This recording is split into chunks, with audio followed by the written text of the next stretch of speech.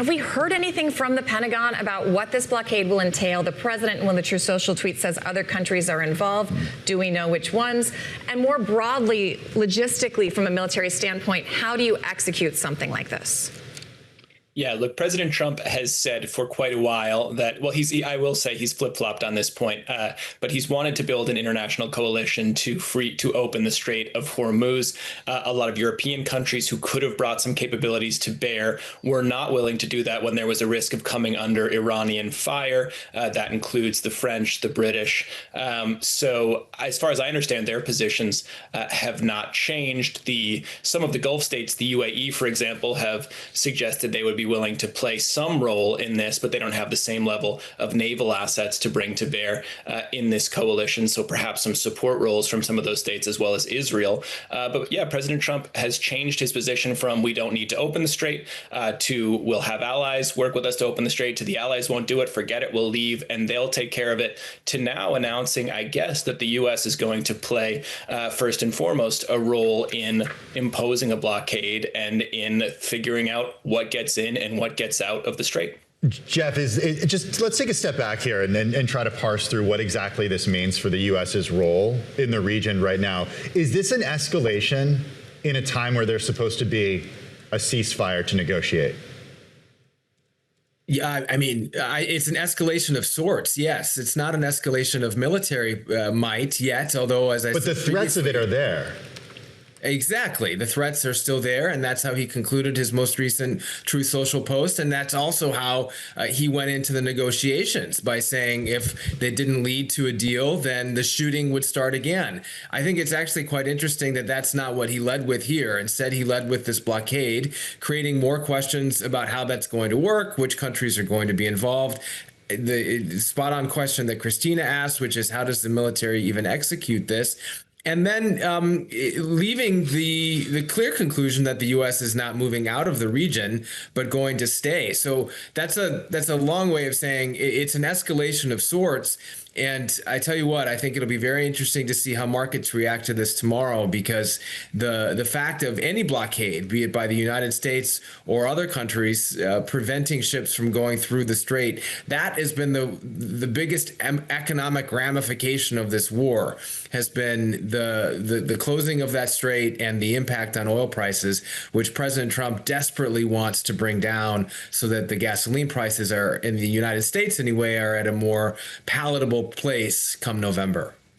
Alicia, I want to bring you in because there is, correct me if I'm wrong, I think there's a war powers resolution vote coming up on the Hill next week. Question we ask all lawmakers from all sides of the aisle every time we have on is, realistically, is there anything Congress can do to stop not only this president, but really any president that wants to take a military action like this? And can they even get on the same page to try? It's a great question. And as we know, the president has no issue going around congressional authority. The war powers vote specifically will be largely symbolic. Even if it passes through the House and the Senate, the president has the power to veto it. However, Congress still holds the power of the purse. There's still a roughly $200 billion supplemental funding request for defense spending sort of looming in the background here. And so there are only so many creative budgetary moves that the White House can do before they will have to turn to Congress and say, we do need extra spending to put some might behind this conflict in the Middle East. And so it will be a stretch to see, can he get, a sufficient number of members behind what is potentially an unpopular war. Oh, I'm glad you said that, because this is exactly the needle that these members of Congress have to thread, especially those members who are up for re-election, come November. How do they do this, or what are they doing in a way that shows that they support the president, or possibly if they start to push away from the president's position because this is unpopular, to try to win re-election, Alicia? Exactly. I've talked to, election analysts and experts who say that it's possible we get to a point relatively soon where Republicans start to question, do I side with how my constituents are feeling, or do I continue to side with the president? What's going to be more beneficial for me? What is going to position me best to get up for reelection, especially with the midterms looming this November? So it is possible we start to see more of that fraying in what is already a very slim majority and kind of a disorganized Republican Party, especially in the House. Dave, I want to go back to you and ask, first of all, if you've heard, just even in the last intervening minutes, anything from CENTCOM or the Pentagon, any details? I'm assuming the answer is no, but if I'm wrong, please correct me. I also want to ask, I mean, there's a ton of military equipment from the U.S. in the Middle East. Obviously, we tracked it for weeks as it was all heading over there. Do they have logistically the equipment they would need to execute something like this? And is the Pentagon, is the military getting a bit overstretched because we had Venezuela, we have this, and now Trump is already talking about potential action in Cuba? At some point, does the rubber meet the road, and even a very loyal DOD is going to say, we have to pick some priorities because we can't be everywhere at once? Sure. Yeah. The aircraft carrier, one of the two that's in the region, is setting records for the amount of time that crew has been on that ship. They were involved in the Venezuela operation. Now they're over in the Gulf. There's been some good reporting about just how stretched they are. That particular crew, you sort of extend that out to the full range of the forces that the U.S. is bringing to bear. Certainly, you could see the U.S., the troops themselves, and the equipment being stretched. Some stuff needs repairs, needs to be rotated out, etc. Now, whether there's enough in the region to pull this off now, it depends exactly how they're going to execute this mission. There's been some doubt cast on the idea that the U.S. or even its allies have enough to be able to escort individual tankers in and out of the strait. Now, that's not what Trump is saying here. He's talking about a blockade. Right. I'm trying to visualize even where you would position assets in order to impose a total blockade. Very, very difficult. It is a narrow stretch of water, but not narrow enough that unless the U.S. is willing to open fire on vessels that come through, which maybe we are, that you could interdict everything that's coming in and out of the strait. But obviously, there has been some thought put into that on the Pentagon side. This has been one of the options that's been presented to Trump over the past several weeks.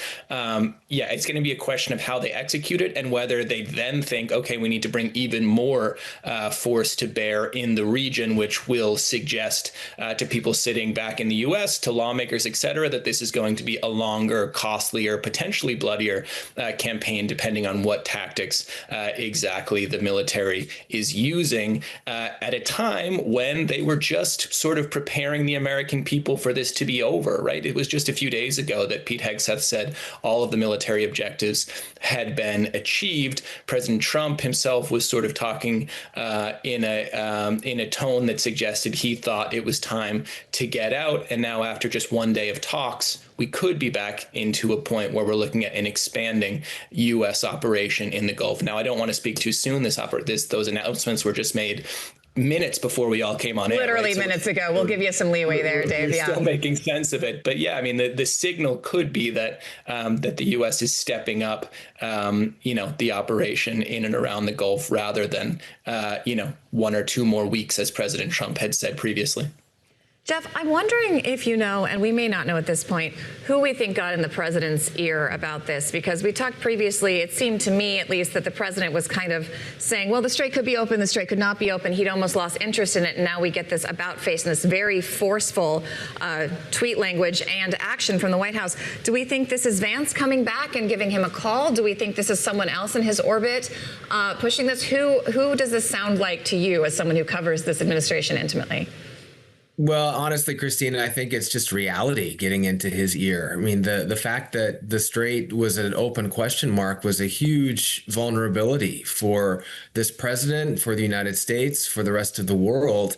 And it's a vulnerability that largely wasn't there before this war began. So even though he has used sort of positive language to say, oh, it'll just open up on its own, that was never realistic. And I think it also raises questions now. Again, there's so many questions that are being raised about what's realistic about this blockade. There weren't that many ships going through in the first place. Certainly the point of the blockade appears to be that he wants to prevent any ships going through that Iran had blessed. So that's going to impact Iran and put up pressure on them economically, and also increase pressure on other countries that were supporting Iran.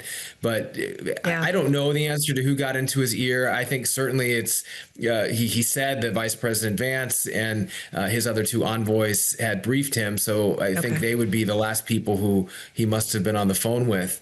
But in general, he had to address the strait in some way. And this is how he's decided to address it. The person who called was reality, as Jeff puts it so eloquently. Hey, Alicia, we got to make a little bit of a pivot here, because you cover Congress, and we do have a member of Congress who's in the news right now, and that would be Eric Swalwell, who is facing pressure to step down from the governor's race in California, questions about his own future, an investigation opened here in New York about sexual assault allegations. Could you just bring us up to speed on what could happen to him and three other members of Congress that, now we're talking about could actually be expelled for various reasons?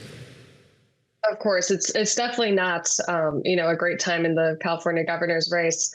Hakeem Jeffries already put out a statement, condemning the actions and the allegations, asking Swalwell to step down from the governor's race. To me, it seems like only a matter of time to not have the party leader on your side.